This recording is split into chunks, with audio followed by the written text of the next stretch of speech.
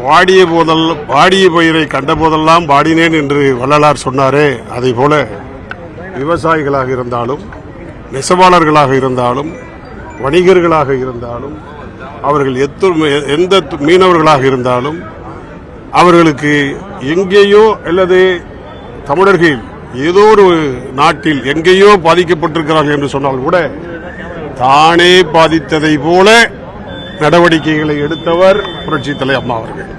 ஆனால் இன்றைக்கு விவசாயிகள் கண்ணீரிலே தத்தளித்துக் கொண்டிருக்கிறார்கள்.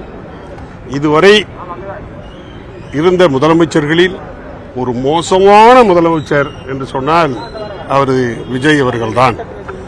விவசாயிகள் இத்தனை போராட்டங்கள் நடந்த போதும் கூட அவர் தேர்தல் வாக்குறுதிகளை சொன்னதைத்தான் செய்ய வேண்டும் என்று கேட்கிறோமே தவிர கூடுதலாக கேட்கவில்லை. அவர்கள் மாறுதலாகவும் செய்ய வேண்டிய அவசியம் இல்லை.